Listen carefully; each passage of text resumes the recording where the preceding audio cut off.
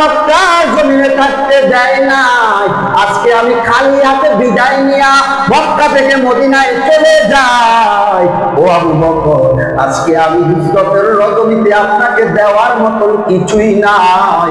তবে আবু বকর শুনিয়া রাখে, আমি আল্লাহর কাছে দোয়া করি রে মালিক, আবু বকরের হিজরতটা মক্কা থেকে যেন মদিনা না হয়, বরং আবু বকরের হিজরতটা যেন মক্কা থেকে জান্নাত পর্যন্ত হয়। আল্লাহু আকবার বলেন না। শুধুমাত্র তাই নয়, কত মায়া, কত মায়া, কত মায়া। আবু বকর রাসূলকে এত মায়া করতেন। হিজরতের রজনীতে সফর সঙ্গী আবু বকর। আবু বকর পিছনে পিছনে একবার যায়, সামন দিকে যায়, উত্তরে যায়, দক্ষিণে যায়। মায়ার নবী ডাক দিয়া বলে, আবু বকর আপনি এমন কেন করেন? সঙ্গে সঙ্গে আবু বকর ডাক দিয়া বলে, ও নবী, আমার বড় ভয় হয়, এই দুশমন গুলা চতুর্দিকে উৎপেতে আছে। আপনি মায়ার নবীকে আঘাত করার জন্য, আপনি মায়ার নবীকে মারার জন্য। ও নবীজি, আমার বড় ভয় লাগে, এই মক্কার কাফের গুলা যদি আপনি নবীকে যদি মেরে ফেলে। এজন্য আমি আবু বকর একবার ডাইনে যাই, একবার বামে যাই, একবার সামন দিকে যাই, যেন দুশমনরা আমার মায়ার নবীর গায়ে যেন আঘাত করতে না পারে, যেন আঘাতটা শুরুতে প্রথমেই যেন আমার গায়ে লাগে। কত মায়া, কত মায়া। যারা আমার আল্লাহর পাগল, যারা আমার নবীর পাগল, তারা দুনিয়ার পাগল হয় না। এজন্যই তো কারণ পয়গম্বর বলেছেন, হুব্বুদ দুনিয়া রাসুকুল্লি খাতিয়া, দুনিয়ার মুহাব্বত সমস্ত গুনাহের মূল।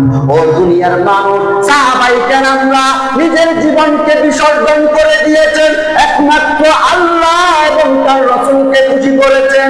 কে সে উমর, কে সে আবু বকর, কে সে ওসমান, কে সে আলী, যারা জীবন দিয়ে প্রাণ দিয়ে নবীকে ভালোবেসেছেন, আল্লাহকে ভালোবেসেছেন।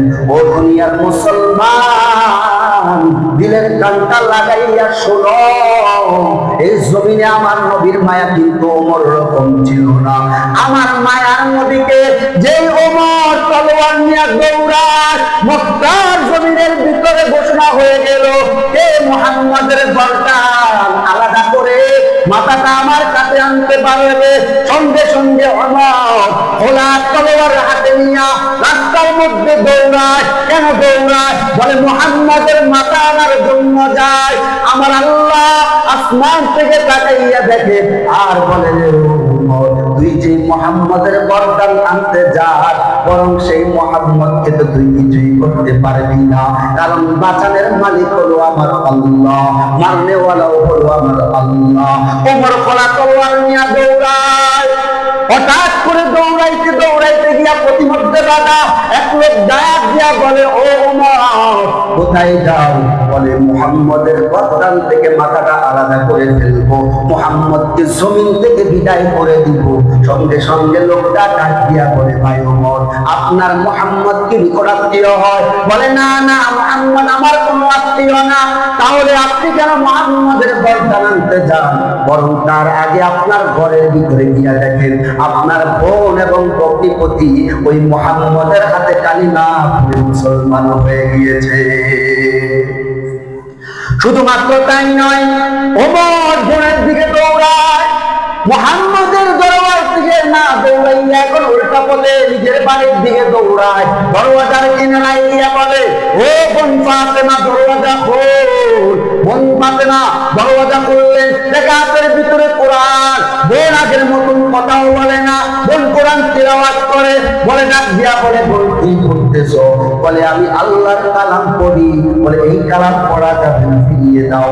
বোনকে আঘাত করে, মারে, ধরে, এত নির্যাতন করে, তারপরও কিন্তু ওমরের বোন ইমানের পথ থেকে পিছু হয় না।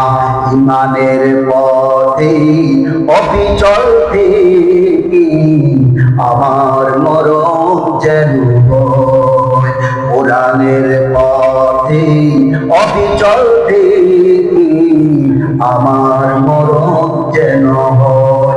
তোমারই কাছে, তোমারই কাছে মিনতি আমার, ও দয়াময়, কোরআনের পথে অবিচল থেকে আমার মরণ যেন হয়। আল্লাহু আকবার। ফাতেমা ডাক দিয়া বলে, ভাই তুমি যদি আমাকে মারতে মারতে মেরেও ফেলো, তারপরেও কিন্তু আমি কালিমা কাটবো না, আমার আল্লাহকে কাটবো না। কারণ এতদিন আমি ছিলাম আল্লাহ ছাড়া একজন মানুষ, হেদায়াত না প্রাপ্ত মানুষ।